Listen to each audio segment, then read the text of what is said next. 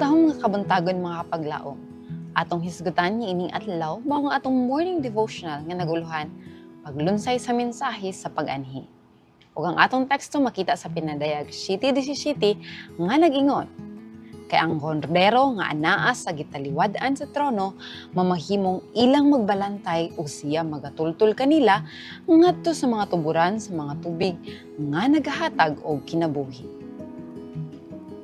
Ang revisionism o sa kabahin sa kalambuan sa Sabbatarianism sa katuigang 1850 sa diha nga nagsugod sila sa pagtan-aw pag-usab sa ilang mga pagsabot ug pagpasibo sumala ni ana.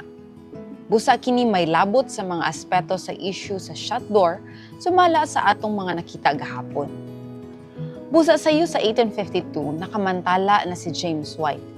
Kini nga open door among gitudlo ug gidapit kadtong adunay igdulungog nga magpatalinghog sa pagduol ngadto niini ug makakaplag og kaluwasan pinaagi kang Kristo Jesus. Adunay hilabihang himaya diha sa pagsabot nga si Jesus nag-abli sa pultahan ngadto sa labing balaan sa tanan.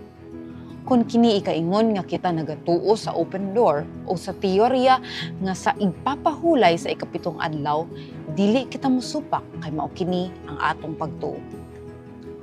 Sayo sa bahin sa 1850 siya ug ang ubang mga Sabbatarians nagmaya dili lang sa nagpadayon nga pagmando sa Dios kundi diha sa katahom sa ilang mga mensahe ug sa kadako sa buluhaton nga iyang gibutang sa ilang atubangan. Dunay usa ka mahinungdanon nga rason sa ilang pagtagan.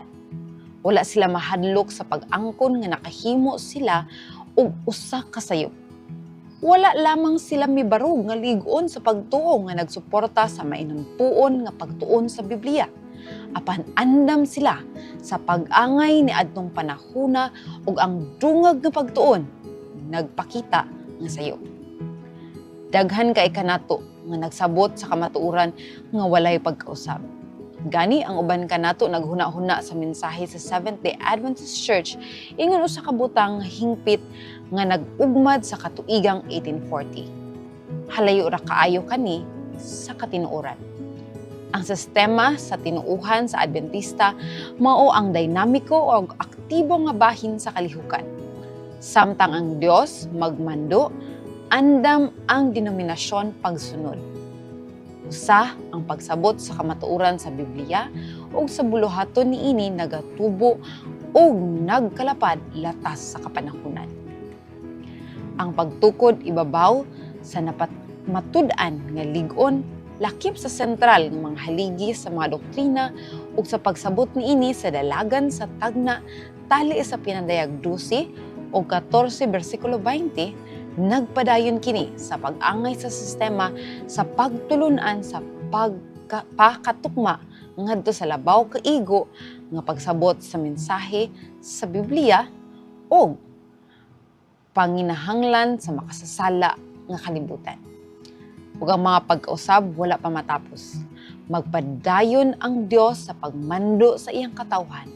Latas nga ni ana nga adlaw kung ato nga makita si Kristo nga maabot diha sa mga panganod.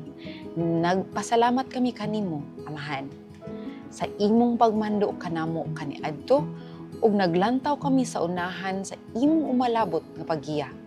Tabangi kami sa pagbaton sa bukas nga mga hunahuna ug andam nga mga kasing-kasing samtang kami imong manduan sa matag lakang. Mag-ampo kita mga kapaglaw. Dios nga balaan, daghang salamat Ginoo sa imuhang paggiya kanamo o pagpasabot karon nga adlaw nga kami nanginahanglan diha kanimo. Wala kami arang mabuhat sama sa mga pioneers Ginoo. Tabangi kami nga mobalik sa imuhang pulong o kini nga imong pulong mo direkta sa among kinabuhi. Kung naman kami sayop nga mga nabuhat, tabangi kami Ginoo nga pinaagi kanimo. Through sa imong pulong kami mabag-o ug mas mahimo nga andam sa pagtagbo kanimo sa imong ikaduhang pagbalik. Kining tanan among gipangay gipasalamatan sa ngalan ni Jesus. Amen.